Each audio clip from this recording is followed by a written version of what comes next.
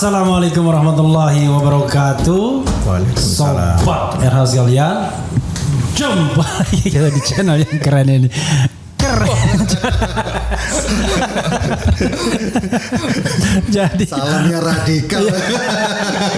soalnya kita langsung giginya gigi 5. Langsung gigi 5, nggak lagi pakai introduction yang lemas-lemas gitu ya. Tapi ya tetap terima kasih Mas ya. Mas Piu dan Ari Bias, Ari Bias. Sorry, Ya, bro. siap. Oke, luar biasa ya. Terima kasih. Kalau Mas Ari baby face ya. 5 tahun lalu dan sekarang kayaknya nggak berubah. Jadi sahabat era sekalian, mudah-mudahan sudah mulai banyak yang bergabung ya. Kita ngomong tentang hal yang sangat penting ya bagi para pencipta. Tapi kita khususkan pencipta lagu ya. Iya. Ya. Yang betul pencipta lagu atau pengarang lagu? Kalau saya bilang sih penggubah ya. Penggubah lagu. Karena ciptaan kan dari Allah Subhanahu Wa Taala ya. Karena itu ada lagu gubahanku ya. Iya, karena kita ide kan udah ada di atas. Iya. Jadi kita cuma mematerialisasikan ide. Iya. Oh, luar biasa itu filsafat ilmu itu. Saya juga baru dengar nih. Iya. Jadi kuda itu sudah ada di alam sana. Begitu kita lihat itu kuda, kita mematerialisasikan. Iya. Padahal perintah bahwa itu kuda itu sudah ada di sananya ya. Oke, menarik Mas ya. Saya pun akhirnya baca sampai jam 1 saya baca.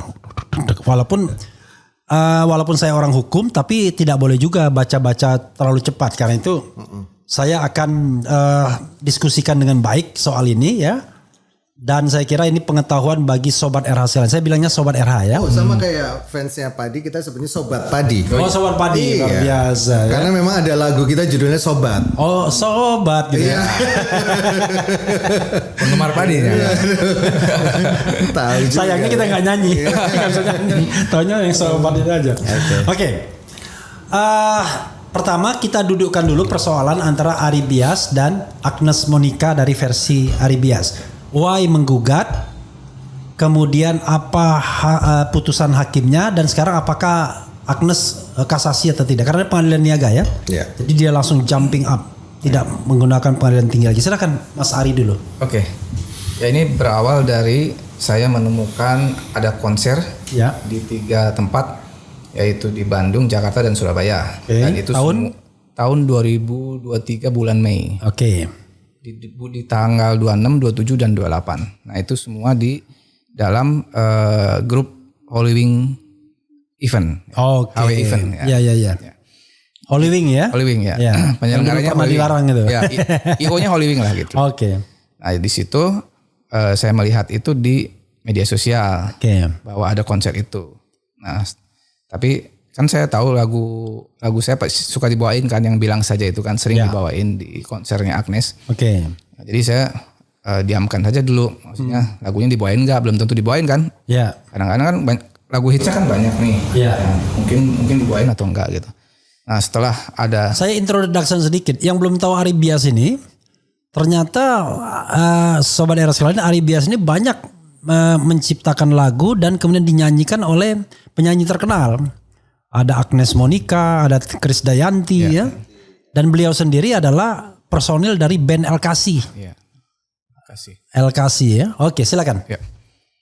Nah, setelah konser itu diselenggarakan, beberapa minggu kemudian banyak tuh video-video yang menampilkan Agnes menyanyikan lagu Bilang Saja di konser itu, ya kan? Oh, ternyata lagu saya dibawain nih. Berarti saya sudah mengerti tentang undang-undang tuh, bahwa ada hak ekonomi di setiap pertunjukan, ya kan? Pertunjukan komersial ya. Oke. Nah, setelah itu saya menyurati, istilahnya hak ekonomi ya. Iya, hak ekonomi. Saya menyurati manajemen dari Agnes Mo, yaitu Steve, dan dia juga sebagai kakak kandungnya juga. Oke. Nah, saya suratin bahwa saya telah memberlakukan direct license. Oke. Untuk lagu-lagu saya. Dan saya juga beritahukan alasannya kenapa, karena selama ini saya tidak pernah mendapatkan royalti dari konser. Oke. Berarti saya 0. Jadi dari LMK nggak, lembaga manajemen dari LMK nggak ada. Ada. Untuk royalti konser ya, khusus konser. Yang lainnya ada gitu. Oke. Nah, itu terus juga saya beritahukan untuk kooperatifnya mencermati ini gitu ya, untuk apakah setuju dengan direct license atau tidak gitu. Dan saya juga di situ meminta kompensasi untuk 3 konser tersebut. Oke. Sebanyak 5 juta rupiah per lagu. Per lagu ya. Nah, jadi ada 3 konser, artinya 15 juta. Saya minta di situ. Oke. Nah itu setelah saya minta itu, saya tanya setuju gak dengan direct license, tidak ada jawaban. Terus beberapa waktu kemudian Ahmad Dhani pernah membantu untuk memediasi ya, mediasi ke pihak Steven juga. Ya. Tidak ada respon juga. Merespon cuman tidak ada jawaban yang pastilah gitu. Oke. Nah, setelah itu ya udah berarti direct license saya anggap tidak disetujui kan ya. Tidak setuju mereka. Jadi saya harus berpatokan pada yang selama ini berlangsung sistemnya, yaitu menunggu dari LMK. Menunggu royaltinya dari LMK ya kan. Seharusnya kan mereka bayar ke LMK. Itu kan royalti saya di situ ya. Nah, biasanya menurut LMKN 3 bulan itu harusnya sudah dibayar. 3 bulan setelah konser. Ya. Oke. Saya tunggu 1 tahun malah. Saya tunggu 1 tahun aja biar jelas ini udah dibayar apa belum gitu. Saya tunggu 1 tahun belum dibayar. Mei ya kejadiannya ya. Ya, Mei 2024 berarti. Oke, jatuh temponya Mei 2024 1 tahun itu. Ya. Oke. Sebelum Mei lah, Februari lah gitu. Oke. Saya tanya ke LMKN. Saya tanya ke KCI dulu, kan saya anggota KCI nih. KCI itu apa? KCI itu LMK. Karya Cipta Indonesia. Oh, oke. Bukan kereta cepat Indochina itu. Itu KCIC. KCI kereta cepat Indonesia Cina. Ya, LMK kan banyak, ada WAMI, KCI. Nah, saya anggota KCI. Saya tanya ke KCI soal lisensi atau izin atau royalti dari ketiga konser tersebut. Katanya dia harus nanya dulu ke WAMI. Karena WAMI yang mengurus soal konser. Nah, besoknya ada informasi lagi dari WAMI, belum ada pembayaran. Nah, silahkan untuk memastikan tanya ke LMKN. Ya. Nah, besoknya saya datangin kantornya LMKN. Saya tanyakan apakah ada izin atau pembayaran royalti 3 konser tersebut. Karena saya punya bukti lagu saya dibawakan di situ. Dicek oleh sistem mereka, LMKN tidak ada royalti yang dibayar, tidak ada pula izinnya. Nah, tapi mereka menyela sedikit. LMKM ini kan sobat RSL ini belum tentu tahu semua ya. Lembaga Manajemen Kolektif nasional. Yang nasional ya. N-nya nasional. Nasional, walaupun di undang-undang nggak ada nasionalnya. Tidak ada. Ya, benar. Lembaga ini dihadirkan melalui Undang-Undang Hak Cipta ya, Undang-Undang 2014. Dan inilah satu-satunya yang boleh mengolek royalti untuk manggung tadi ya? Ya. Oke ya, satunya. Berdasarkan PP 56. Jadi kalau Undang-Undang Hak Cipta masih LMK saja. LMK Lembaga Manajemen Kolektif, tapi di PP 56 jadikan LMKN. Iya, di ibaratnya apa ya? Diatribusi atau pokoknya diatribusikan kepada LMKN. Jadi LMKN yang sekarang diketuai oleh Dharma Oratmangun. Oh iya, Dharma Oratmangun ya. Iya. Bukan pemain sepak bola dari Belanda itu. Oke, kita teruskan. Oke, silakan Bro Arin. Jadi sudah confirm bahwa acara itu tidak ada izin dan tidak ada pembayaran royalti. Nah, di situ saya meminta saran dari LMKN. Bagaimana kalau ini terjadi nih? Nah, mereka menginformasikan ke saya bahwa ini sudah bisa masuk ke kategori pelanggaran hak cipta.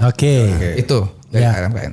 Dan bisa dilakukan upaya hukum. Nah, karena saya sudah punya pengacara, Bang Minola, boleh nggak ini upaya hukumnya saya lakukan sendiri? Itu retainer ya? Pengacara tetap? Pengacara, bukan. Kebetulan juga Bang Minola ini ada di aksi juga. Asosiasi kami. Dan sebelumnya juga pernah menanganin beberapa kasus saya juga. Nah, terus setelah boleh itu nanti Refli Harun di aksi juga. Mantap tuh. Saya ada loh lagu. Iya, pencipta juga kan. Selama jadi pencipta lagu pasti masuk. Walaupun saya bikin cuma ide dan syairnya doang, tapi lumayan lah kan. Ya, ada yang bikin musiknya. Boleh lah nanti. Boleh lah. Aksi juga. Jadi semakin keras gitu. boleh. Oke, lalu? Terus saya minta untuk melakukan upaya hukum sendiri. Oh silahkan, mereka silahkan dan mereka mengeluarkan surat ini dari LMKN bahwa mempersilahkan Aribias untuk melakukan upaya hukum sendiri. Ya. Dan di sini juga sudah tertera siapa mitra hukumnya, yaitu Bang Minola tadi. Oke. Karena di undang-undang begitu, beliau ini punya hak eksklusif. Saya baru baca kan. Wah, jadi tahu juga saya. Hak eksklusif bukan sekedar hak ekonomi, dan itu tidak menghilangkan hak beliau untuk menggugat langsung. Jadi tidak harus LMKN. Kalau LMKN tidak melakukan sesuatu, yang pencipta bisa langsung. Penciptanya ya. Silakan teruskan. Ya. Jadi ini menjawab ada beberapa pihak yang menyalahkan saya. Kenapa nggak harusnya RMK yang menuntut bukan penciptanya. Jadi inilah yang jawabannya sudah jelas gitu, bahwa saya sah menuntut sendiri. Gitu. Sebenarnya jelasnya di undang-undang itu, karena itu tidak menghilangkan hak pencipta. Gitu. Oke. Diperkuat lagi dengan inilah. Oke. Nah, setelah itu saya somasi. Saya somasi tertulis kepada dua pihak, Agnes Mo dan Holy Wing. Oke. Nah, somasi tertulis tidak ditanggapi karena waktu itu kita tidak tahu alamat pastinya Agnes, ya. Jadi kita lakukan somasi terbuka. 2 minggu kemudian kalau nggak salah kita lakukan somasi terbuka di depan awak media, ya kan. Setelah somasi terbuka itu ramai kan. Kapan itu somasi terbukanya? Kira-kira? Bulan Mei 2024 ya. Oke, silakan. Jadi kita di situ juga bilang kalau dalam 1 minggu tidak ada tanggapan, kita akan proses hukum ke pidana, ya kan? Pidana dulu ya? Ya. Oke. Ya, proses hukum yang bisa dilakukan lah. Gitu. Laporan ya ke Barreskrim ya. Dalam rentan jangka waktu 1 minggu itu ada konfirmasi dari HWG datang. Siapa? HWG. Perwakilan dari Holy Wing. Holy Wing Group. Iya. Perwakilan dari Holy Wing. Saya tanya HNW, Hidayat Nur Wahid. HWG, oke, HWG. Holy Wing Group perwakilannya datang, yaitu head of legalnya. Head of legalnya datang ke kantor pengacara saya. Saya juga ada di situ. Dia mengklarifikasi semua, ya kan. Dan dari informasi yang beliau sampaikan kepada kami itu, bahwa mereka sudah kontrak dengan Agnes, dan di dalam kontraknya itu adalah kontrak all in, termasuk royaltinya adalah Agnes yang tanggung jawab bayar. I see. Itu di dalam kontrak antara Holy Wing dan Agnes yang dikenai kewajiban untuk bayar royalti. Ya. Oke. Dan setelah nanti kita tanya itu ya, siapa sesungguhnya yang berkewajiban membayar royalti? Apakah penyelenggara? Apakah performernya? Itu penting loh. Nanti perkara duitnya dari mana itu soal lain. Itu beda lagi. Iya, betul. Silakan. Nah, dan menurut Holy Wing mereka juga sudah mendesak manajemen Agnes untuk menyelesaikan itu. Karena ini menyangkut nama baik kami, katanya begitu. Oke, informasi dari itu kita tampung. Kita tunggu klarifikasi dari Agnes Mo. Kan? Untuk supaya klarifikasi dari somasi terbuka itu ya? Ada nggak informasi dari Agnes itu seperti apa? Gitu. Tapi tidak kunjung datang. Yang katanya 85% in the US gitu ya, Amerika Serikat. Silakan. Karena tidak kunjung datang, tidak ada satupun huruf yang keluar dari pihak mereka. Jadi setelah kami menunggu beberapa minggu tidak ada tanggapan, kami merasa ini sudah ada itikat tidak baik. Ibaratnya mungkin tidak. Suaranya gedein bro, jangan kecil. Karena kita live pakai streaming gitu. Dalam hal ini tidak menghargai pencipta lagu. Nah, terus setelah itu kami lakukan laporan ke Barreskrim. Di tindak pidana ekonomi khusus. Pidana ekonomi khusus. Pelanggaran hak cipta ya. Mulailah penyelidikan, dipanggil klarifikasi undangan, sifatnya undangan ya, undangan klarifikasi dari KCI, LMKN, Aquarius, labelnya, publishernya Aquarius Pustaka Musik, termasuk manajemen Aquarius, labelnya Agnes ya. Agnes. Termasuk siapa lagi ya? LMKN yang paling penting itu LMKN. Sudah diperiksa semua, tinggal pemeriksaan Agnesnya sendiri. Karena waktu itu dia sedang di Amerika, jadi tidak bisa dipanggil menurut penyidik. Nah, sambil kita menunggu proses itu, kita Bang Minola, kuasa hukum saya menyarankan untuk mengambil peluang hukum lain yaitu perdata. Niaga, niaga ya, di pengadilan niaga ya. Jadi saya iakan. Jadi akhirnya kita daftarkan gugatan ke Pengadilan Negeri Jakarta Pusat. Ya. Pengadilan Negeri pelanggaran hak cipta ya kan. Nah di situ mulai itu sidang. Sidang kapan pertama kali? Mulainya itu Oktober kalau nggak salah. Oktober 2024 ya. September Oktober. Sampai putusan Februari 2025 ya. 30 Januari tepatnya. 2025. Jadi sekitar 4 bulanan. Status sekarang kasasi Agnes enggak? Nah, atau sudah inkrah ini? Akhirnya diputuskan dengan 30 Januari bahwa seperti yang kita tahu ya kan, ada pelanggaran hak cipta di situ dan yang melakukannya adalah Agnes Mo ya kan. Agnes Mo, Dan ada denda sebesar 1,5 miliar. 500 juta per pelanggaran ya. Maksimal tuh denda itu. Denda maksimal karena sesuai dengan pasal 113 ayat 2 itu 100 juta. Saya baru baca semalam. Jadi itu saya jalankan apa adanya aja sesuai dengan fakta yang terjadi gitu kan. Tidak ada rekayasa, tidak ada apa-apalah gitu. Ya. Nah, dan saya sudah menjalankan prosedurnya dengan benar-benar jangan sampai melawan hukum lah gitu. Saya sudah datangi LMKN segala macam yang tadi saya ceritakan itu. Dan setelah putusan pihak Agnes menyatakan kasasi. Kasasi ya. Karena kasasi kemudian itu belum dibayarkan ya? Belum. Karena kasasi ya. Jadi kita tinggal menunggu 14 hari setelah dia mengajukan kasasi itu, minggu ini harusnya sudah mengajukan kontra. Bukan kontra, memori kasasi. Tapi ada kontra memori kasasinya tadi kan nanti? Ya, itu dari pihak saya yang bikin. Jelas ya masalahnya ya. Pidananya terus atau berhenti? Masih berjalan ya. Ya, menurut penyidik. Ya.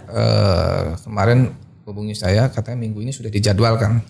Sudah dijadwalkan untuk undangan untuk klarifikasi dari pihak Agnes Mo sendiri. Gitu. Karena itu ancaman hukumannya berapa? 3 tahun? Kalau pidana ya. 3 tahun ya, pidana ya. Baru baca semalam. Mas Pio ya, saya ingin overview Anda sebagai komposer ya kan? Ya. Sekaligus sebagai ketua aksi ya. Aksi itu adalah asosiasi komposer seluruh Indonesia. Teman saya ada aksi juga dan bahkan ada bajunya di sini. Oh iya, siapa? Ada tapi aksinya aksi Sarjana Indonesia. Sarjana Indonesia. Jadi asosiasi K-nya lupa saya. Sarjana Indonesia. Sama juga ya, tapi pakai ada hanya berarti ya. Aksi ada hanya ya? Enggak, aksi. Aksi dia ala AKSI gitu. Mas, overview-nya Mas. Apa yang Mas Pio lihat dari kasus ini? Terutama kalau kita kaitkan dengan regulasi dan itikat baik. Silakan. Sebelumnya saya mau kilas balik dulu kenapa ada aksi ya sebenarnya. Aksi ini berdiri karena memang ada keresahan-keresahan dari para pencipta lagu, teman-teman pencipta lagu. Masalah yang sekarang kita hadapi Agnes Mo sama Ribias ini sebenarnya adalah masalah yang lebih kepada performing rights untuk live event konser. Padahal sebenarnya ada pelanggaran-pelanggaran hak di luar itu juga. Intinya hak pencipta lagu itu ada 2, yaitu hak mechanical right dan hak performing right. Mechanical right itu adalah hak para pencipta lagu yang melekat pada sesuatu media yang bisa accountable. Jadi kalau zaman dulu ada CD, kaset, piringan hitam. Mechanical. Nah kalau sekarang udah berubah jadi streaming, YouTube, platform udah jadi platform digital. Nah kalau performing right berkaitan dengan live konser, event, terus habis itu Horeca, hotel, restoran, cafe, dan juga kayak ada di mall-mall, yang komersial, karaoke, yang tidak bisa langsung dihitung kan. Jadi yang itu ada performing dan ada mechanical. Nah pelanggar-pelanggar itu banyak. Jadi contohnya kayak saya punya lagu judulnya Ternyata Cinta, di-upload di platform digital kayak Spotify, diganti namanya bang. Jadi umpamanya ada lagu saya judulnya Ternyata Cinta, diganti namanya jadi Anggoro Santoso. Terus habis itu ada lagu Semua Tak Sama diganti nama jadi Piyu Diningrat. Nama penciptanya. Nama penciptanya. Wah, itu bukan lagi pelanggaran, itu kejahatan tuh. Nah, iya makanya. Hal itu kan memang kita harus menyadari bahwa kita tidak punya aturan perundang-undangannya. Kalau kita berbekal dari Undang-Undang Hak Cipta tidak detail sampai ke ranah di digital platform. Oleh karena itu tahun 2021-2022 saya termasuk tim yang diminta untuk menjadi perumus untuk PP lisensi digital musik. Jadi nanti akan mengatur tentang platform digital, bagaimana mereka harus punya ada aturannya, bagaimana kalau mereka diminta untuk transparan, mereka harus diminta untuk bisa kasih back end-nya. Aset itu lagu-lagu itu mereka harus mau. Kalau sekarang kan mereka bisa bilang kalau you nggak setuju ya udah take down aja. Jadi nggak as simple as that gitu. Jadi harus ada waktu backdate katalognya gimana kan?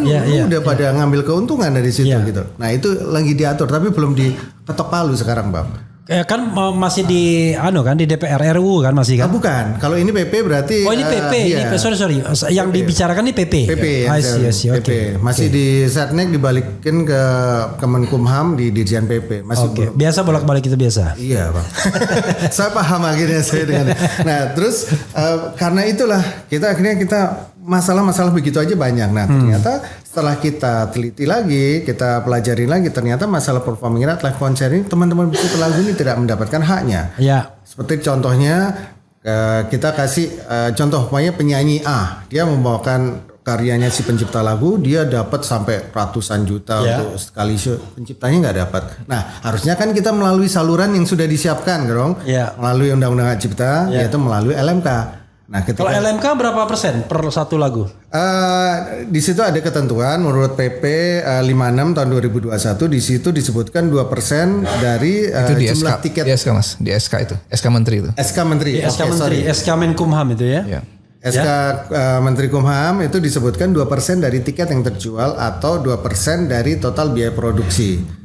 2% dari tiket yang terjual atau 2% dari total biaya produksi. Jadi mau produksinya 200 juta berarti dia 2%-nya berarti sekitar 40 juta. Nanti pertanyaannya adalah agak nyela sedikit ya. Itu kewajiban siapa? Kewajiban performernya atau kewajiban penyelenggaranya?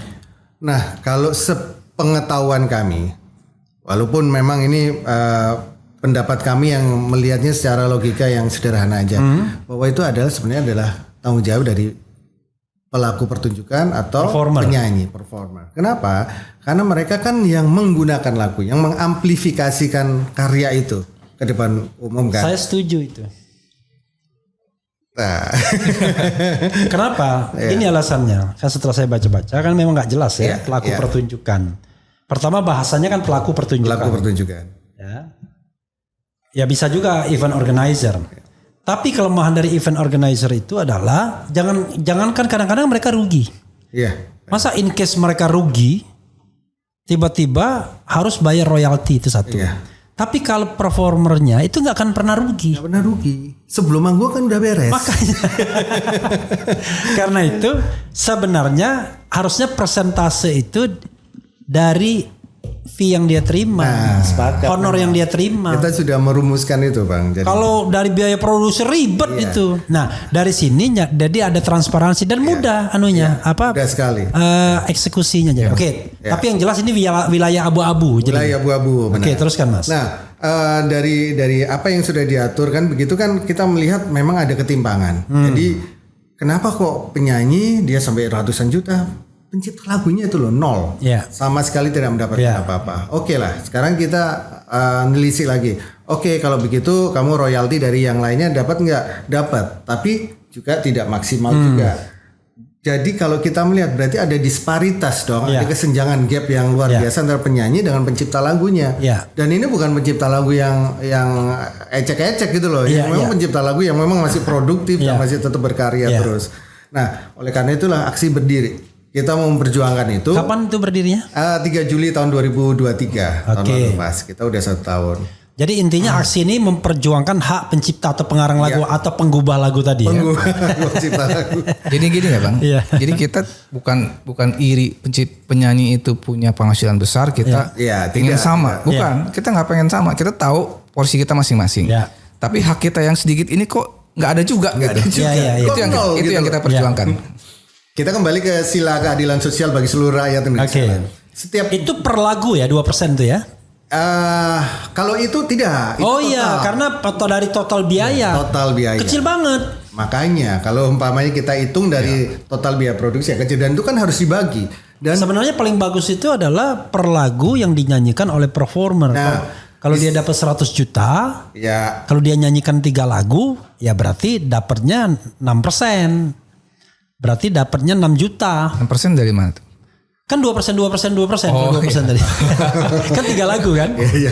Saya ngitungnya kasar gini. Tadi saya ngomong-ngomong sama polisi ya, ada urusan. Saya bilang paling performer itu dalam satu pertunjukan nyanyi 10 lagu maksimal. Itu pun sudah keok ya kan. Ya, udah 1 kecuali jam itu, udah 1 jam. Kecuali kalau dia tunggal gitu kan, dan memang ini tribute apa gitu. Nah 10 lagu kalau misalnya 2% cuma 20%. Kalau dia mendapatkan honor 100 juta, royaltinya paling cuma 20 juta. Kan sebenarnya 80% masih di dia. Iya. Tapi kan keserakahan ini kan tanpa batas. Jadi Bang, kita itu tidak melihatnya sampai sejauh mana. Bang Refli malah lebih visioner nih daripada kita. Kita melihat yang cuma 10%. Kita sebelumnya nggak pernah ngobrol kan? Iya. Enggak pernah. Kita mintanya 10%. Kalau yang akan kita lakukan ya 10%. Dan itu pun pro rata. Jadi seperti tadi. Jadi umpamanya tadi 10% ya berarti ada penciptanya ada 10 lagu ya bagi satu lagu 1%. Iya. Nah, terus kita melihat memang hal yang dilakukan menurut PP 56 dan SK Menteri tadi itu menurut kita itu akan susah untuk dijalankan seperti yang tadi Bang Refli tadi bilang kan, kalau nunggu IO mereka entah itu rugi, entah itu nanti akan ada urusan yang lain. Kalau rugi mereka berani berkelahi. Kamu gimana? Udah rugi maksud lu tadi. Nah, kan berarti kan ada obstacles-nya kan banyak, hambatannya kan banyak. Iya. Nah, kalau umpamanya kita lakukan seperti kayak di luar negeri lah. Lisensi itu diselesaikan sebelum event. I see. Nah, kalau umpamanya event sebelum jadi pemasukan proposal tempat di mana, venue di mana, sekalian bayar lisensi, habis itu izin keramaian keluar, udah beres. Soalnya kalau umpamanya tadi setelah jadi lisensi itu seperti royalti gitu ya, kurang lebih ya. Lisensi dengan royalti yang dibayar di depan. Iya. Jadi kan lisensi itu kan izin kan. Udah nih saya kasih izin. Nah atas lisensi tersebut dia bayar di depan. Dia bayar royalti. Kecuali perjanjiannya ternyata bukan 1 lagu 2 lagu itu beda lagi kan. Itu beda lagi. Oke, silakan terus. Nah terus itu memang yang kita usulkan. Karena apa? Karena yang dilakukan sebelum ini berdasarkan blanket.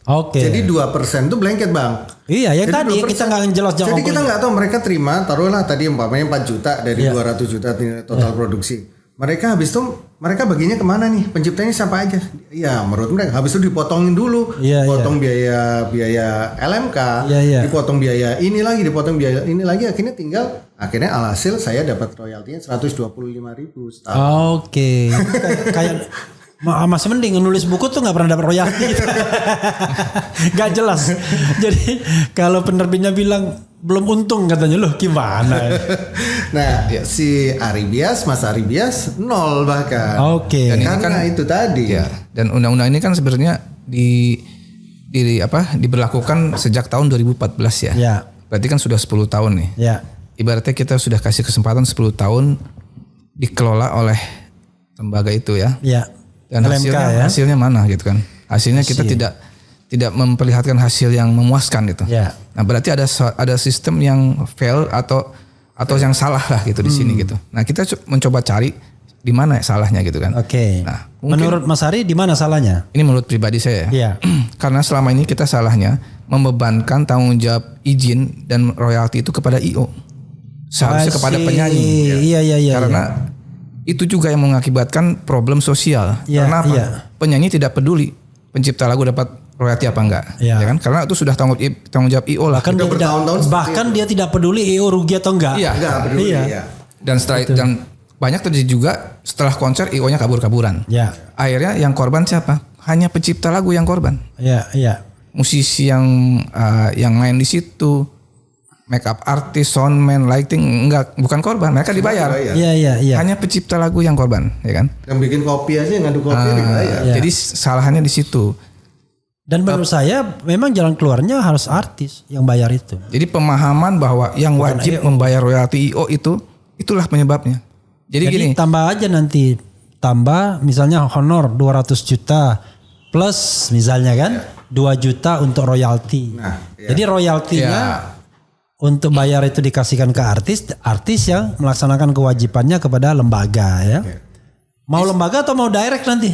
Nah, jadi gini, sistem di lapangan sebenarnya kan fleksibel ya. Iya. Kita mengikuti yang paling enak atau yang paling mudah lah gitu ya. Iya.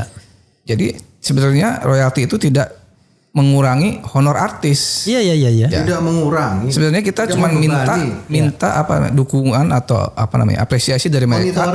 Monitoring, masukkanlah royalti itu ke dalam riders gitu. Iya.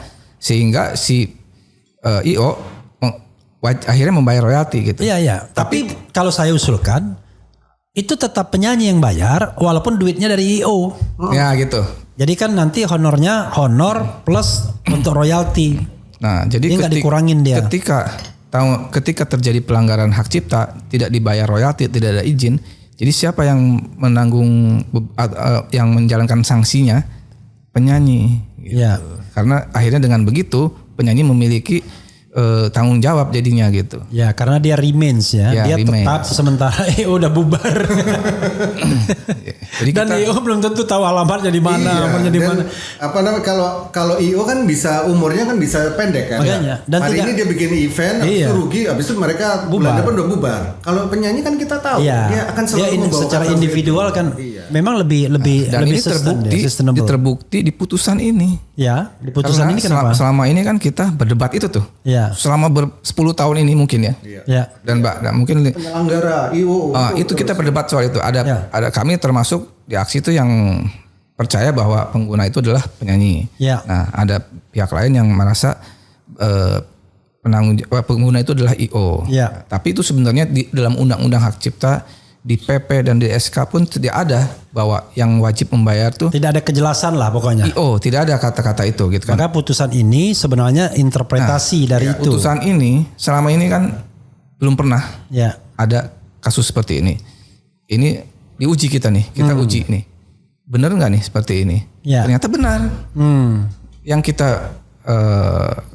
kita pikirkan ini, yang kita percaya ini ternyata benar, karena hakim kan tanpa kepentingan. Dia memutuskan ini berdasarkan fakta yang ada, bukti-bukti dan pertimbangan-pertimbangan yang mungkin menurut hakim ini sesuai dengan undang-undang. Ini tidak sesuai gitu kan? Ya, tapi gini, saya ingin mengapresiasi juga ya, bukan mengapresiasi.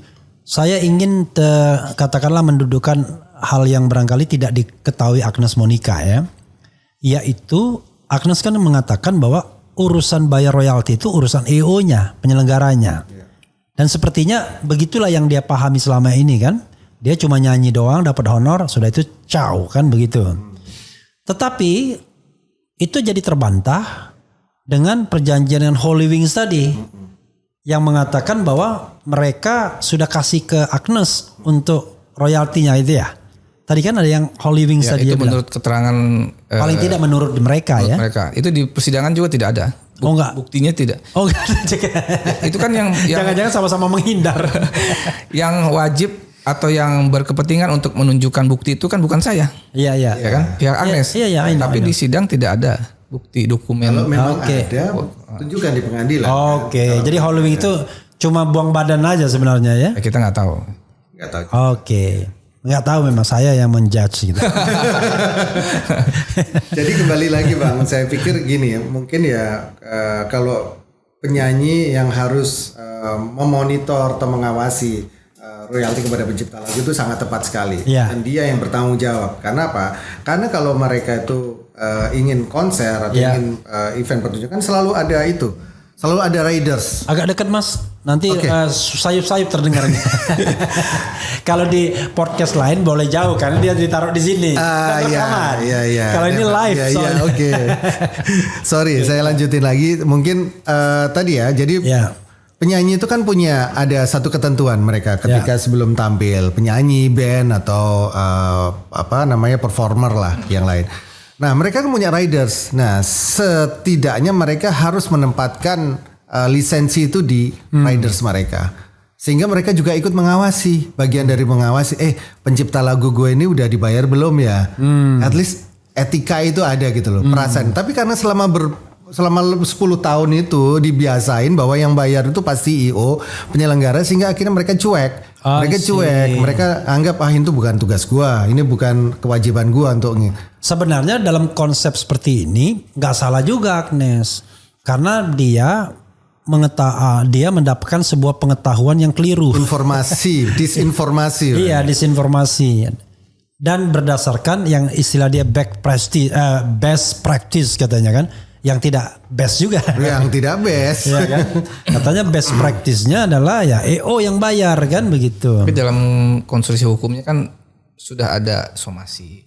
Sudah ada pemberitahuan ke manajemen. Ya. Itu yang dihilangkan kesempatannya. Ya sebenarnya itu kan karena case ya, kasus tersendiri dan itu kan soal niat baik ya untuk menanggapi. Jadi maksud saya gini. Agnes Mo tidak salah 100% juga. Dia salah karena pengadilan yang menyalahkan. Kan begitu ya. Nah atas ketidaktahuannya atau atas kecuekannya, atas ketidakpeduliannya dia dihukum. Ketidakpeduliannya. Ya jadi tepatnya ketidakpeduliannya. Kenapa ketidakpeduliannya? Ya sebagai sesama artis kan harusnya dia tanya dong sama EO-nya.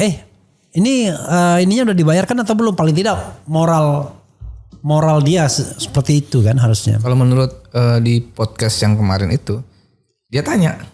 Ditanya? Dia tanya ikut, tapi dia tanya saat udah di gugatan masuk. Oh itu beda lagi itu. Kalau sudah ada kasus nanya. Iya. Mas Piu ya. Ada hal-hal kecil yang sudah kita selesaikan tadi ya, yang harusnya yang bayar adalah penyanyi. Pertanyaan saya adalah apakah penyelenggara tidak dikenakan royalti? Kalau memang beban itu diberikan pada penyanyi, whatever uangnya dari mana itu soal lain. Tapi kalau dua keren sekali, tapi kan nanti dibilang wah serakah sekali masa dua-duanya kena. Coba silakan. Kalau saya rasa sih memang hanya dari satu source aja. Satu source aja, tapi siapa yang membayar itu kan urusan nanti. Ya, itu internal. Iya, itu mekanisme aja kan, mekanisme. Tapi yang untuk ibaratnya untuk yang memastikan bahwa pencipta lagu sudah mendapatkan haknya, itu memang harus dari penyanyi. Supaya mereka sadar betul bahwa mereka itu mengamplifikasikan karya loh. Mengamplifikasikan karya orang lain, karya pencipta. Kalau dalam dia sendiri yang berkarya ya nggak apa-apa, itu amplifikasi karyanya dia. Nah, caranya adalah bagaimana mekanismenya, siapa yang bayar, mau dia sendiri atau mungkin langsung melalui ke penciptanya atau melalui. Tapi kalau kita bicara tentang responsibility, dalam hukum harus jelas siapa yang respon. Itu target kita untuk revisi undang-undang hak cipta, Bang. Target kita lagi mengusulkan untuk itu, termasuk beberapa hal yang kita rasa nanti misinterpretasi itu yang akan kita perjuangkan untuk supaya jelas dalam undang-undang jadi jelas. Ada sampai abu-abu lagi di situ. Ada satu hal ya, kita bicara tentang yang namanya kalau di hukum itu ada ius constituendum ya, hukum di masa depan kita. Kalau yang hukum yang sekarang kan ius constitutum. Pertanyaan saya adalah lupa pertanyaan. Gara-gara bilang ius constituendum, ius constituendum. Oke. Untuk yang sekarang ya, itu yang mau tanya saya gini. Kan the existing law ini ada yang namanya lembaga manajemen kolektif, yang kemudian menurut di dalam PP ditambahkan nasional sebagai the only lembaga yang bisa collect royalti itu kan. Pertanyaan saya adalah dalam praktek ya, ada nggak collect yang sifatnya individual 101 begitu? Karena contoh direct ya, contoh misalnya Ahmad Dhani ribut sama Once kan, gitu, dan Dani bilang, loh si Ari Lasso aja bayar ke saya ya kan? Itu kan soal niat baik katanya. Silakan. Dalam konteks the existing law ini, apakah hanya LMKN saja, ataukah bisa juga royalti itu dikolek oleh penciptanya secara langsung? Silakan. Kalau jawab saya bisa. Karena di dalam undang-undang hak cipta itu tidak disebutkan tidak dilarang untuk melakukan direct license. Tapi kalau untuk penjelasannya memang kita harus memahami secara runtut. Sampai memang benar-benar harus dilihat apakah ada di situ disebutkan bahwa direct license dilarang. Ternyata memang tidak ada kalimat itu. Yang akan kita usulkan, kami sebagai asosiasi, kita usulkan adalah di situ ada di dalam undang-undang hak cipta nanti akan ada option out. Jadi kamu boleh ngikutin blanket license seperti contohnya kalau untuk mengkolek tadi yang Horeca, kolek untuk karaoke, kolek untuk mall dan segala macam. Kan kita memang tidak punya alatnya dan tidak punya tenaga untuk ngolek ke sana kemari. Tapi kalau direct license kita bisa lakukan dengan teknologi yang sekarang, dengan platform yang dimungkinkan untuk melakukan direct license itu bisa. Tinggal antara kesepakatan antara ekosistemnya, antara IO atau penyelenggara, pencipta lagu dan penyanyinya atau artisnya. Sehingga ketika ekosistem ini menjadi satu, akan lebih enak dong komunikasi kayak Bang Refli mungkin penyelenggara, Ari Bias pencipta, saya artisnya. Kita tinggal ngomong, nanti yang bayar siapa? Lu atau gua? Gitu kan. Enak gitu kan. Tapi biasanya memang dari IO kan. Cuman IO begini. Yang memiliki anggaran kan. Untuk budgeting. Bisa lewat dia. Saya membayangkan, ini kan kita mengandaikan bahwa undang-undang itu membentuk lembaga yang namanya LMK ya, kemudian jadi LMKN. Dan LMKN itu kan berhak menggunakan anggaran 20% dari royalti kan. Di awal-awal bahkan 30%. Kalau orang semua direct license seperti itu, bisa-bisa mati LMK. Kita memang supaya karena udah zaman sekarang udah peer to peer Bang. Udah semua udah distribusi langsung kan. Jadi kita harapkan sih memang begitu supaya untuk perubahan undang-undang ya. Iya, karena berarti kalau untuk perubahan undang-undang nggak perlu ada LMKN. Masih dimungkinkan seperti yang tadi yang untuk yang hotel, restoran, kafe dan segala macam. Itu kan masih bisa. Jadi ini cuman performingnya untuk tadi live concert. Live concert. Karena memungkinkan kita bisa ketemu IO-nya anytime, kita kenal sama IO-nya, kita kenal sama artisnya. Jadi di exclude ya. Jadi untuk hal-hal yang blanket itu karaoke apa-apa tetap LMKN ya kan. Tetapi untuk yang live concert concert itu langsung ya direct seperti itu. Ini maunya ke depan kan? Iya, maunya kita seperti karena itu. Kalau sekarang kan kagak jelas tuh. Kalau menurut saya nggak jelas. Apakah itu monopoli LMKN? Apakah itu kemudian bisa direct license dengan antara pencipta yang dan bisa kita lakukan yaitu opt out. Option out itu artinya apa? Artinya kita menarik kuasa kita kepada LMKN/LMKN untuk mengkolek untuk yang live konser performance event. Jadi option out. Lu boleh ambil yang ngolek yang untuk yang bukannya kewajiban untuk menjadi anggota LMKN itu. Tidak ada harus. Di dalam undang-undang tidak ada keharusan. Bisa. Nah itu sempat saya bantah sama Bung Dharma ini. Bung Dharma bilang bahwa harus melalui LMK. Tidak ada di dalam undang-undang hak cipta. Saya bawa ini. Karena itu saya bawa ini. Mana tunjukkan yang Anda harusnya. Tidak ada. Jadi memang ya. Memang ada kejelasan. Saran saya ya. Ini kan RUU ya kan. Mungkin ada sebagian yang ke MK juga boleh lah. Ada 2 jalur gitu loh. Jadi di sana diupayakan di DPR, di MK juga. Karena gini. Yang namanya ketidakpastian hukum atau legal uncertainty itu adalah salah satu alasan bisa maju ke MK kan. Nah, kita sudah siapin sih Bang untuk ke MK ini untuk GR.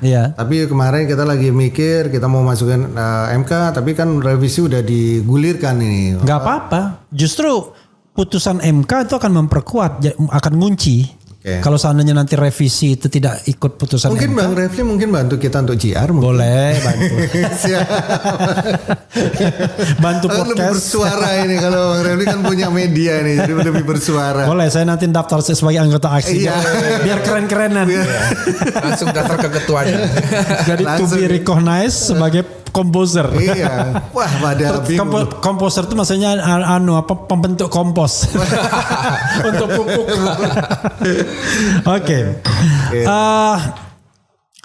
kita zigzag ya. Iya. Bicara soal kelayakan. Berarti kita bicara persentase ya.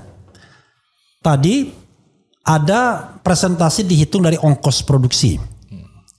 Yang bagi saya nggak masuk akal tuh. Karena ongkos produksi tidak menggambarkan bahwa itu bakal untung atau tidak. Kecuali arsitek. Kalau arsitek kan nggak main untung. Jelas ya ininya konstruksinya itu jelas. Ini milimeternya perlu berapa kan gitu. jelas. Nah, dan juga orang membuat rumah kan nggak ada untung rugi. Iya. Nah ini kan ada risiko IO bisa rugi. Ya. Ada tadi dari penjualan karcis. Dari penjualan karcis pun tidak menjamin bahwa itu akan untung. Ya. Bisa jadi kemudian besar pasak daripada tiang. Benar, kan? ya. Nah yang paling pasti itu adalah penyanyi. Karena uang penyanyi nggak akan berkurang. Ya.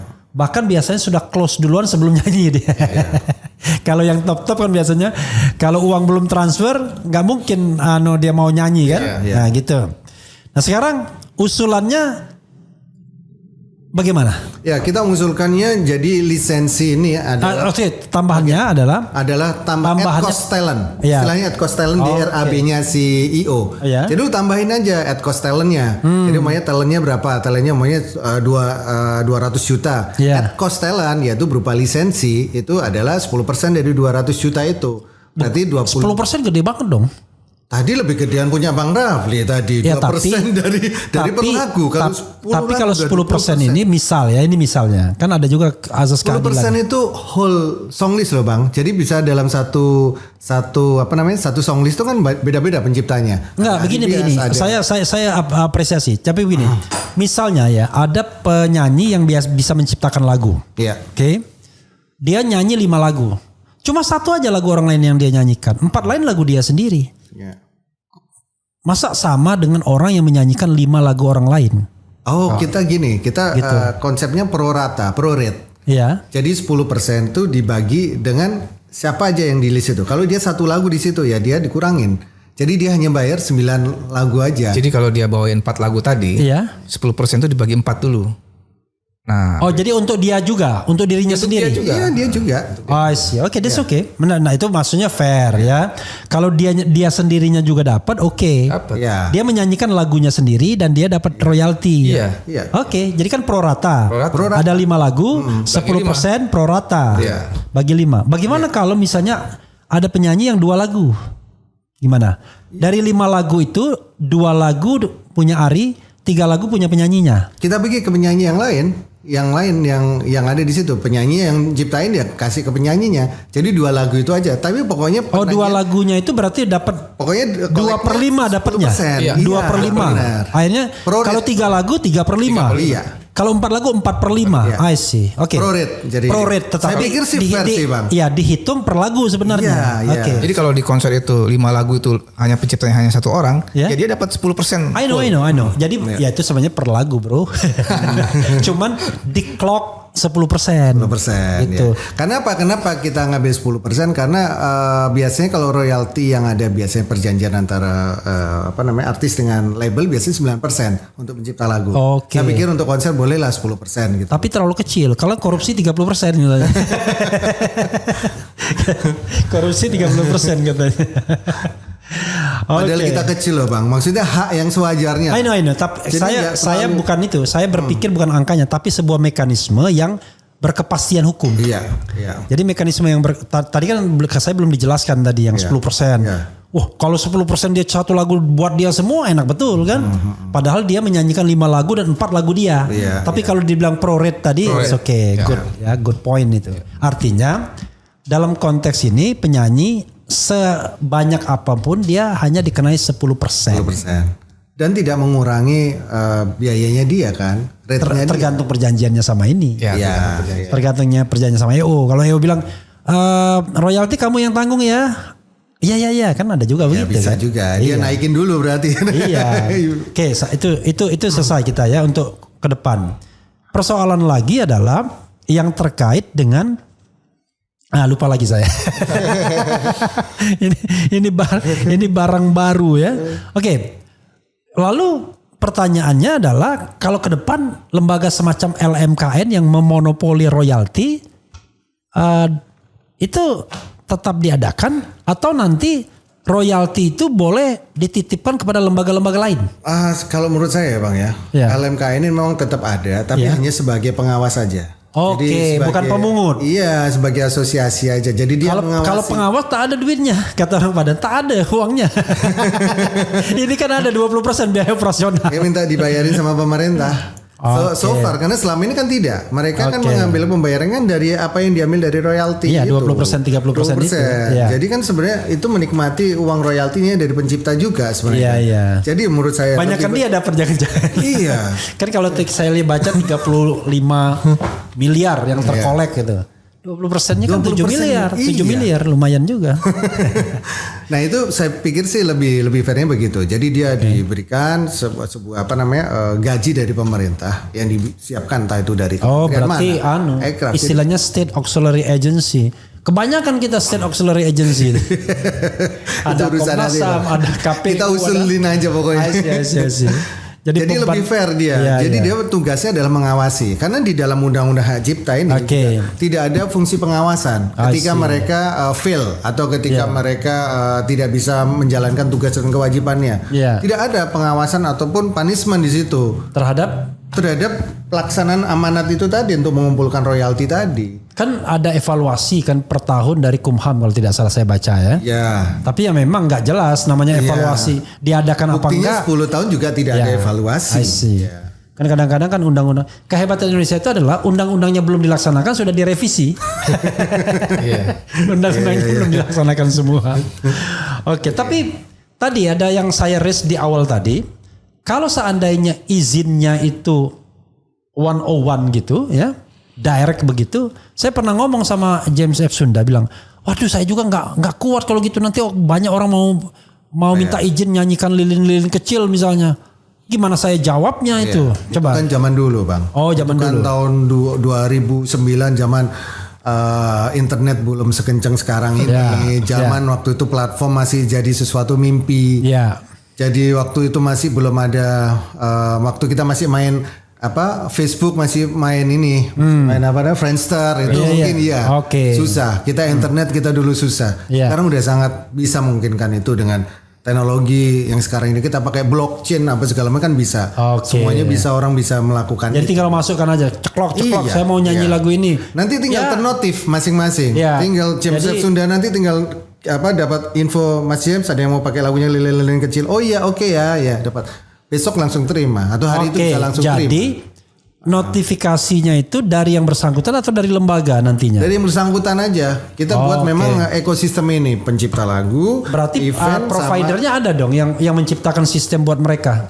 Kita aksi ini kita udah siapin itu.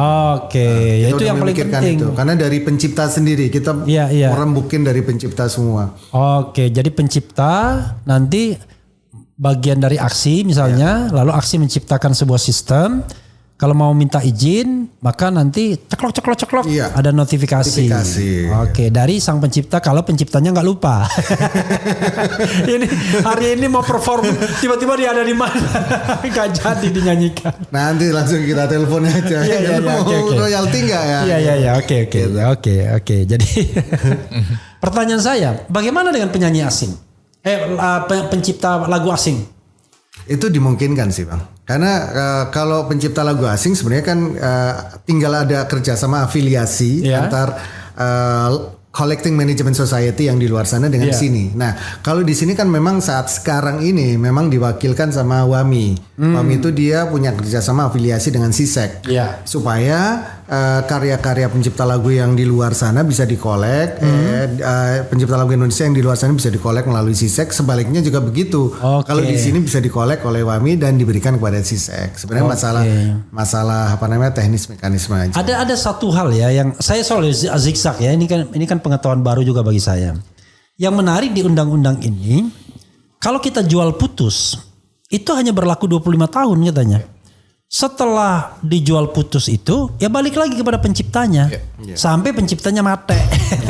Dan setelah penciptanya meninggal, ahli warisnya berhak memiliki sampai 70 tahun. Karena banyak orang yang nggak tahu ini. Seolah-olah kalau jual putus sudah selesai. Kan kasihan ahli warisnya kan.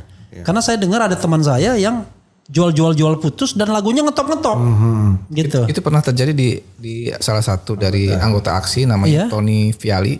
Iya. Dia yang menciptakan lagu Kasih Jangan Kau Pergi Bunga. Iya. Itu coba dinyanyikan. Saya lupa judulnya. Bukan lagu saya. Itu yang Bunga itu yang bandnya anaknya Iwan Fals. Oh oke. Galang Rambu Anarki. Nah itu dia menjual putus 25 tahun yang lalu. Oke. Nah terus kemudian kemarin dia menceritakan kepada kami tuh ya bahwa ini sudah selesai. Sudah 25 tahun nih. Iya. Bagaimana kita telusuri di mana posisinya sekarang lagu ini yang memegang ininya lisensinya nih. Iya. Ternyata ada di salah satu label ya kan. Nah kita surati labelnya dan akhirnya terjadi kesepakatan diperpanjang kontraknya. Gitu. Oh diperpanjang kontrak. Jadi itu. Jual putusnya sudah tidak berlaku tidak lagi. Berlaku tapi ada kontrak baru. Nah, gitu. Kontrak baru under undang-undang ini. Iya. Kalau pemahaman saya maaf ya. Kalau pemahaman saya 25 tahun kadang kan labelnya bilang begini. Kadang lu kan gua dulu yang biasanya labelnya bisa bilang begini kalau 25 tahun. Lu kan gua dulu yang ngebiayain. Gua yang ngeluarin duit buat bikin masternya. Nah, kalau kita tinggal simpel aja. Oke, 25 tahun lu yang biayain berarti master itu jangan lu edarin, jangan lu bawa kemana-mana. Lu simpen aja di rumah gitu loh. Jadi kalau mau diedari lagi, bicara lagi sama kita. Tapi gitu. Lebih fair begitu. Enggak begitu. Di dalam misalnya kita kalau gedung ya BOT ada misalnya perjanjian bikin gedung BOT build, operate dan transfer. 30 tahun. Balik aja semuanya. Coba lihat gedung Kumham itu yang dari yang itu yang bagus banget di Kuningan itu kan dari Mulia kalau nggak salah.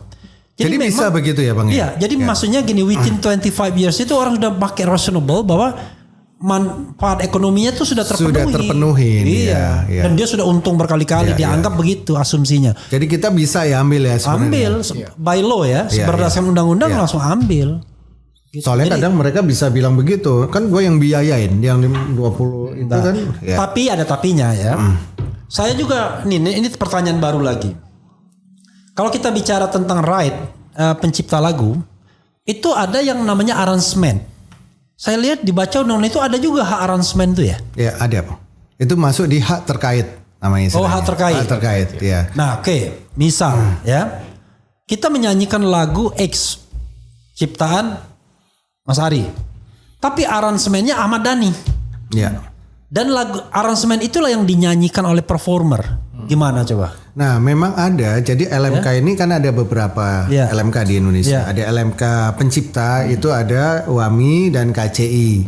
Dan juga ada pelari ya kemarin yang satu. Rai juga untuk yang dangdut. Nah terus selalu ada LMK untuk hak terkait. Itu biasa yang mengumpulkan itu Bang. Untuk Selmi. Terus habis itu juga Prisindo juga. Sama Papri kalau nggak salah. Nah mereka mengkolek itu untuk drummer diambil royaltinya, untuk arranger, untuk sound engineer. Itu kan harus ada kepastian berapa untuk penciptanya, berapa untuk arrangernya kan? Iya. Nah itu semua itu kan diambil dikolek sama LMKN Bang. Dari kolek sama LMKN nanti dibagi ke LMK itu. Ke depan nanti yang 10% termasuk itu juga. Oh tidak, kalau itu kan beda. Kalau ini kan kita lebih kepada penciptanya aja. Jadi pencipta doang 10%. Iya. Soal aransemen dan lain sebagainya itu soal lain. Iya, ada LMK sendiri yang menaungi. Ya. Oke. Sesama pekerja seni seharusnya ada rasa empati. Iya. Kata yang pro penyanyi, ya ini yang pro penyanyi. Direct licensing itu tidak sesuai undang-undang dan melanggar hukum. Apa benar itu? Coba dijawab dulu. Tidak ada yang namanya melanggar hukum di dalam undang-undang hak cipta mengenai direct licensing dan juga di situ tidak ada kata-kata atau kalimat yang menyebutkan dilarang melakukan direct licensing. Jadi saya rasa sudah cukup. Nanti ke depan akan diperjelas bahwa akan ada direct licensing tadi yang ada notifikasi. Sementara LMKN tetap ada tapi pengawas. Kita sebut namanya jadi license hybrid license. Jadi hybrid kan. Jadi ada dua. Untuk direct bisa caranya yaitu kita opt out aja, option out dan juga dengan yang tadi kan license. Ke depan katanya cuma lembaga pengawas doang LMKN. Oh LMK, sorry saya sebut LMK. Oh LMK. LMK kan yang tadi ada beberapa tadi ya. Jadi Bang, kalau dari Jadi LMK itu tidak satu, tidak monopoli maksudnya. Saat sekarang sih memang banyak. Jadi ada. Ke depan. Kedepannya kita harapin sih jangan banyak-banyak sih. Paling nggak maksimal ada 2 lah mungkin. Jadi LMK untuk pencipta lagu dan hak terkait. Saya pikir sih begitu. Jadi yang tadi ya. Iya, arranger ya. Oke. Silakan Mas Ari. Direct licensing kalau dibilang melanggar hukum, melanggar undang-undang, sebenarnya di pelaksanaannya di lapangan itu banyak yang melakukan sebenarnya. Cuman nggak ngomong-ngomong gitu. Iya. Contohnya Ahmad Dhani ngomong kan, Iya. ada Judika bayar, itu diposting sama dia sama Ahmad Dhani itu. Judika bayar berapa? Itu direct licensing under a law atau sebenarnya goodwill aja? Apapun itu yang penting hak ekonomi pencipta terpenuhi. I see, gitu. okay. Itu yang paling penting kan. Yeah. Dia nggak usah mikirin lagi LMK bayar apa enggak. Yeah. Dia nggak usah mikirin lagi kalau dapat 0 karena sudah dapat ekonomi. Itu yang paling penting. Yeah. Nah jadi kalau memang itu melanggar hukum, uji aja. Dilaporkan saja yang melakukan direct licensing, silakan gitu kan. Oke. Tapi persoalannya gini, saya selalu concernnya ya kepastian hukum kan. Hukum itu harus ada pasti, legal certainty-nya harus jelas. Kalau misalnya ada direct licensing seperti itu, kan penyanyi kan tidak boleh ditagih 2 kali. Tiba-tiba bayar kepada pengarang atau penggubahnya secara langsung, tapi kemudian LMKN atau LMK ngolek juga gitu loh. Gak boleh. Berarti double royalty jadinya. Kalau di luar negeri itu sudah berlaku seperti itu. Contohnya kayak di Inggris tuh namanya LMK-nya sana disebut PRS. Oke. Kalau di Amerika namanya BMI. Oke. Terus habis itu ada beberapa negara. PRS itu apa? Partai Rasa Sesal. Di dalam hati. Kalau di gitar tuh Paul Reed Smith. Oke. Ada brand PRS ya. Nah, itu mereka berlakukan itu dan mereka memberi tahu kepada si penciptanya, tolong kasih tahu kami kalau you melakukan direct license supaya tidak ada double claim. I see. Jadi mereka option out itu. Wah ini memang teknologi manajemennya harus bagus. Ya. Ya jangan sampai kemudian tiba-tiba muncul pasal mengenai pelanggaran hak cipta, kriminal dan denda tadi kan. Padahal dia punya maksud baik kan. Oke, menarik ya. Jadi banyak hal yang memang yang harus ini kita baru bicara tentang lagu ya, penggubah lagu, belum lagi yang lain-lainnya. Belum lagi buku dan lain sebagainya. Enggak tidak dikhususkan saja bikin undang-undang soal musik aja. Sebenarnya ada dulu sempat usulan. Waktu itu sempat usulan undang-undang RUU musik ya. Tapi itu kayaknya salah kaprah gini Bang. Makanya banyak ditentang sama musisi sendiri, teman-teman musisi. Kita pengennya sekarang yang lebih jelas tuh undang-undang ekosistem musik. Jadi lebih mencakup kepada whatever it is, intinya adalah undang-undang itu mengatur secara detail mengenai right di musik ini. Sebenarnya, jadi dia nggak mengukur bagaimana proses membuat lagu ya, nggak diatur itu apa yang dimaksud dengan lagu itu nggak. Tapi bagaimana diatur itu, karena saya lihat right yang paling banyak sih memang musik ya, selain buku di Indonesia masih barang yang kadang-kadang hak ekonominya banyak dilanggar, lebih banyak dilanggar lagi itu. Lebih banyak dilanggar ya. Oh iya. Orang mau kopi gampang sekarang. Iya, itu lebih banyak. Sebetulnya sebelum 2014 itu Undang-Undang Hak Cipta tuh khusus tentang musik. Oke. Nah baru di 2014 itu direvisi, dimasukkanlah unsur lainnya. Ya kalau masuk unsur lain tambah puyeng baca. Iya tambah penuh. Jadi, ini. Karena gini undang-undang yang baik itu langsung detail sehingga tidak menyisakan ruang interpretasi lebih lanjut di peraturan bawahnya. Karena kan ada orang bilang setannya di detail itu kan. Begitu ke bawah-bawahnya udah beda dengan di atas. LMK, tiba-tiba ada LMKN gitu kan. Itu kan bisa 2 hal yang berbeda ya. Sekarang ada dua kubu. Pendukung penyanyi dan pendukung pencipta. Jadinya seperti itu. Karena bagi mereka hukuman terhadap Agnes Mo itu hukuman seperti hukuman kepada penyanyi jadinya. Padahal pasti, kan kalau tahu sejarahnya, backgroundnya, kenapa sampai terjadi itu kan karena ada pelanggaran, ada izin yang dilanggar, lalu muncullah denda. Jadi kan seperti itu, bukannya tiba-tiba jadi royalti jadi 1,5 mungkin pemahaman yang kurang kan mengenai hal itu. Ya itu karena ketidakpedulian ya sebenarnya kan. Ini ada bayar. Kalau bisa dipatenkan juga kan lumayan royaltinya.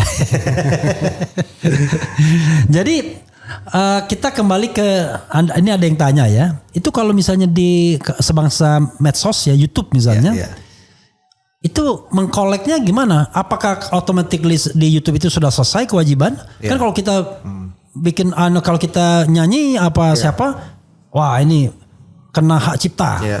Ada yang 100% ya kan di blok betul, ada yang partially. Nah, partially ini kita nggak tahu presentasinya, pokoknya kita rela aja. Nah, itu gimana kalau misalnya karena YouTube kan banyak banget tuh yang kebetulan aja saya yang paham mengenai hal ini.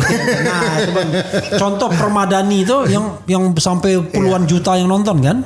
So, debu jadi Permadani apa itu yang dinyanyikan istrinya Triswaka itu? Nabila ya. Oke, itu kan sampai ratusan itu. Saya kebetulan aja paham mengenai hal ini, Bang. Jadi YouTube sebagai UGC dia itu mereka itu sudah punya sistem yang sudah baku dan udah bagus sebenarnya. Jadi mereka akan langsung split kepada yang punya konten. Pokoknya Bang Rafli ini ada yang khusus kontennya 100% ke Bang Rafli.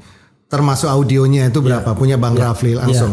Terus tapi kalau untuk yang kayak komposer itu sudah terbagi juga. Komposer itu dia dapat persentase 8% dari kepemilikan itu. Jadi composition itu bisa diambil oleh publishing, oleh publisher. Nah, publishing ini dia punya namanya claim tools. Itu mereka bisa pakai CMS-nya. Nah, dalam proses itu kan selalu ada yang ngeklaim semua. Nah, ketika ngeklaim terutama yang sudah viral.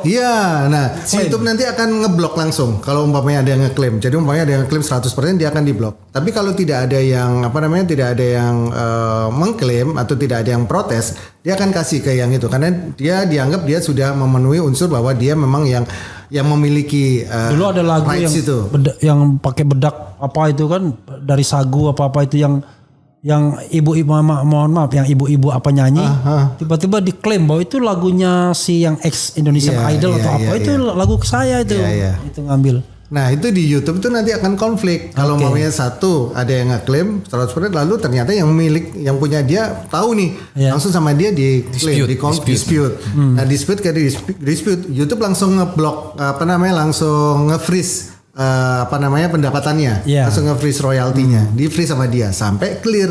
Ini siapa nih yang punya? Siapa ini umumnya Bang Rafli Bang Rafli punya buktinya entah itu kontrak lisensinya kan ada lisensi kita bisa daftar juga di PDLM di Kumham atau not balok yang menunjukkan partitur yang menunjukkan bahwa itu punya Bang Rafli seperti itu.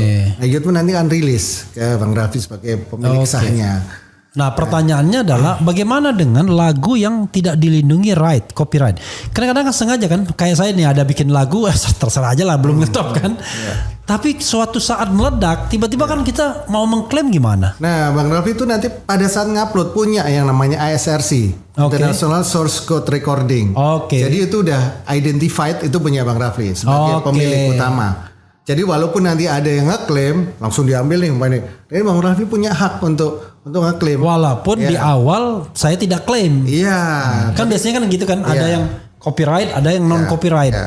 Tapi seharusnya seyogyanya sih dari awal sudah harus di ISRC-nya udah udah di lock.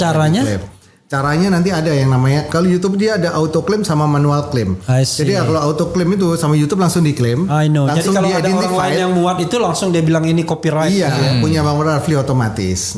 Pertanyaan lainnya adalah kan ada yang namanya administrasi tentang hak cipta di Kumham sekarang bukan lagi Kumham di JKI. Direktorat Jenderal Kekayaan Intelektual. Apakah setiap lagu itu harus didaftarkan? Seyogyanya didaftarkan? Dan kalau tidak didaftarkan bagaimana kita mengklaimnya bahwa itu lagu ciptaan kita?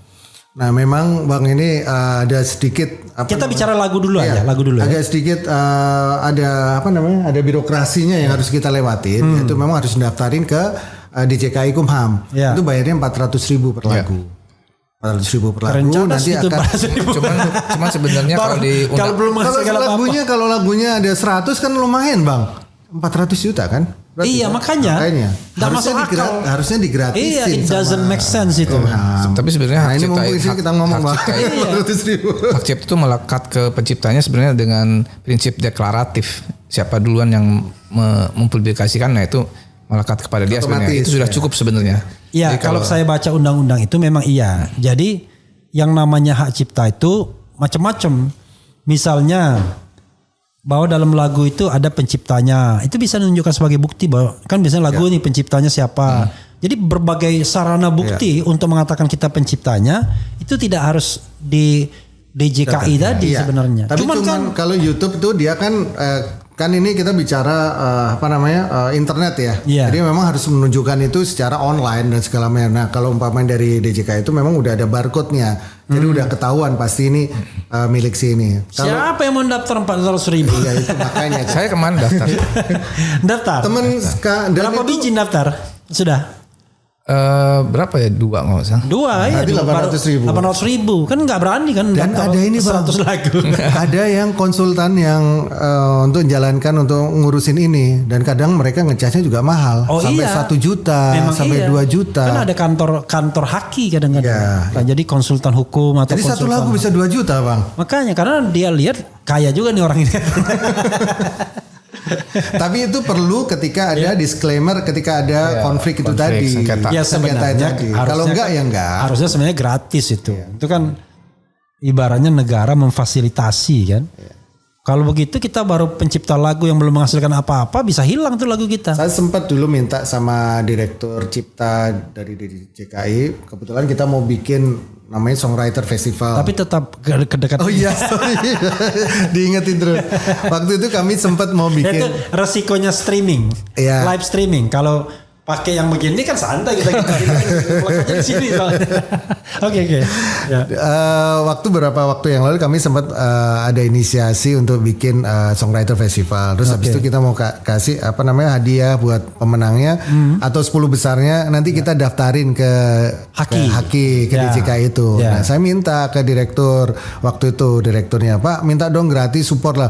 Waduh nggak bisa Mas, soalnya ini nanti berhubungannya sama Menteri Keuangan ini karena kita harus lapor ini. Dianggap sebagai korupsi, yaitu merugikan keuangan negara, kacau. Pak kalau umpamain 400.000 kali 20 orang itu kan lumayan Pak, gitu 8 juta sendiri Pak. Ternyata nggak bisa Bang. Memang kalau tarik begitu udah susah. Nanti mereka yang menggratiskan itu dianggap merugikan keuangan negara, jatuhnya korupsi. Kan kacau kita zaman sekarang kan. Yang menarik Dani sama Once sama-sama anggota DPR ya. Berkelahi lah dia.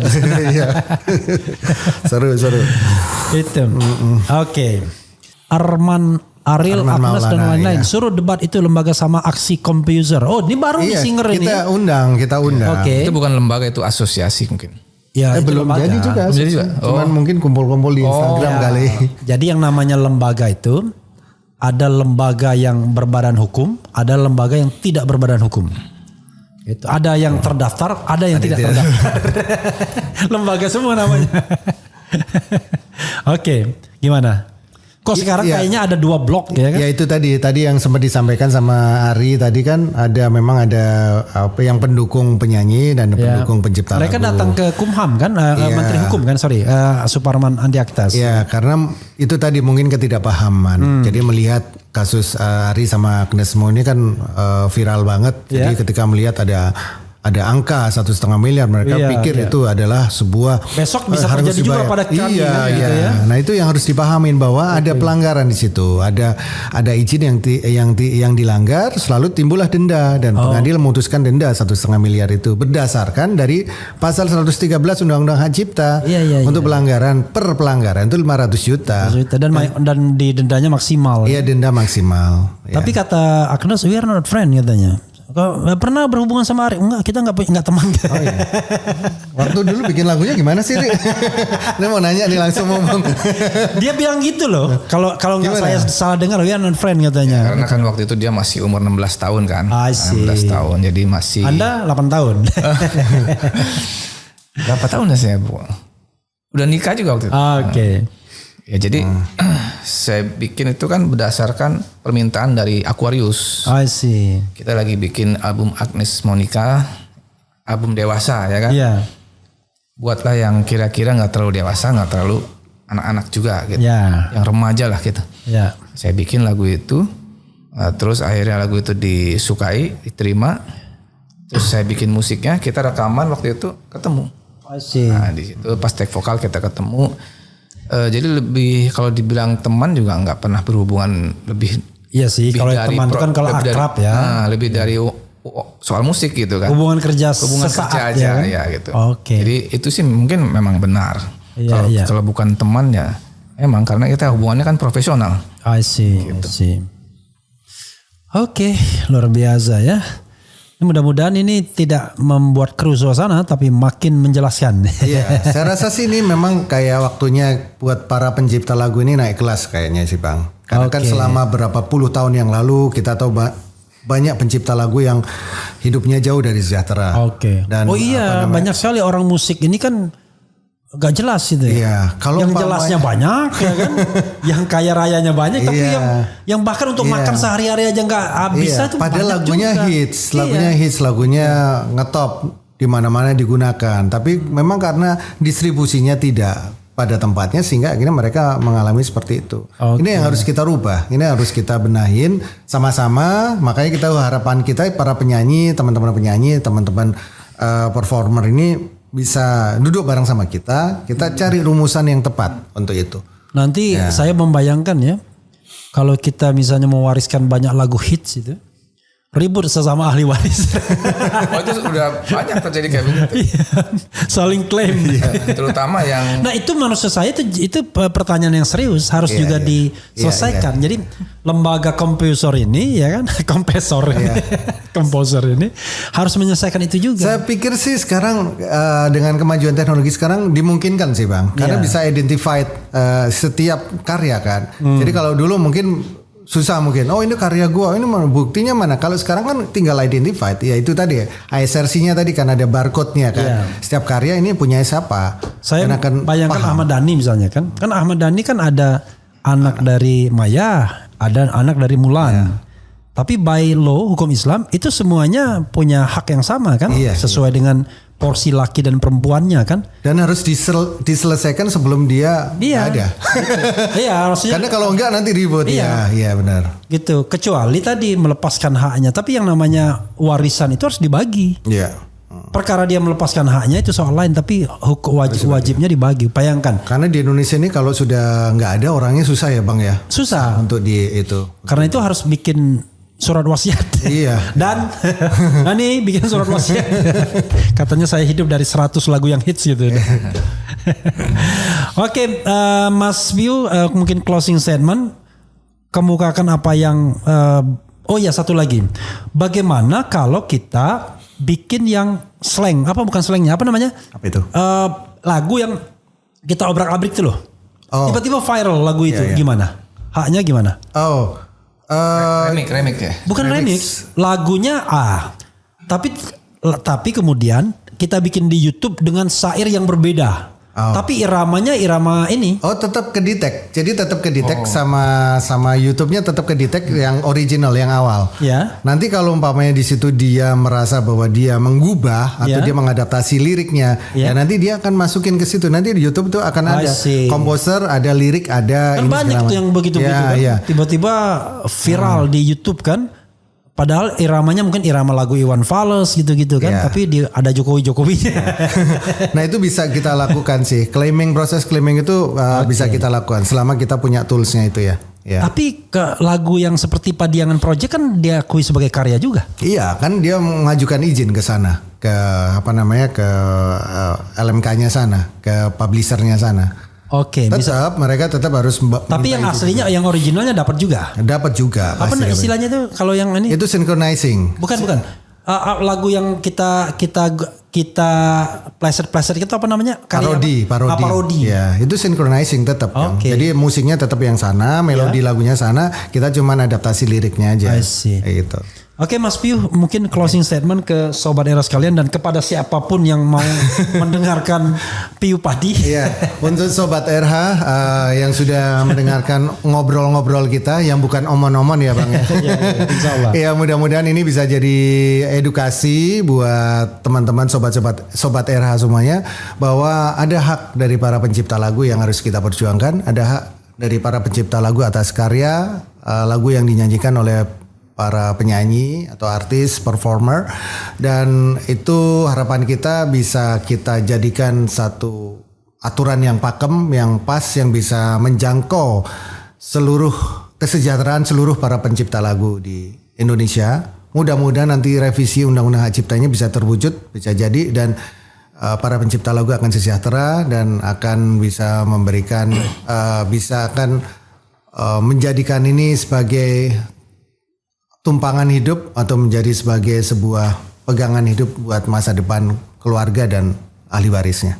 Oke, dan itu lama 70 tahun ya. Setelah penciptanya meninggal ya. Kita akan berjuang terus untuk itu. Ya, siap. Maksudnya pasal-pasal itu jangan diubah. Iya, jangan diubah. Tiba-tiba jadinya cuma 5 tahun. Iya. Oke, Mas Ari sekarang closing statement dan Anda harus ngomong ke Agnes Monica melalui channel ini. Ya, pada dasarnya Undang-Undang Hak Cipta itu kan dibuat untuk melindungi pencipta, ya kan. Dan semoga kasus Ari Bias vs Agnes Mo ini bisa membuka mata seluruh masyarakat Indonesia. Pentingnya kita menghargai karya cipta, pentingnya kita menghargai penciptanya, dan sudah dibuktikan bahwa pelanggaran hak cipta tidak bisa dianggap remeh, tidak bisa dianggap enteng. Dan itu sudah tertuang semua di dalam Undang-Undang Hak Cipta nomor 28 tahun 2014 dan itu sudah hidup dan berbicara di putusan pengadilan. Jadi pertarungan saya sudah selesai di pengadilan tingkat pertama. Mari kita buktikan lagi siapa yang benar di kasasi. Oke, nggak usah nantang itulah. biar seru. Kita selesaikan, ya kan. Jadi kita dudukkan masalahnya secara baik, ya. Ada win-win solution, di mana tadi ekosistemnya baik, ya. Makasih Mas Piu, Mas Ari, ya. Mudah-mudahan baik semuanya nanti, dan ini memberikan informasi atau edukasi kepada kita semua. Wassalamualaikum warahmatullahi wabarakatuh. Keren.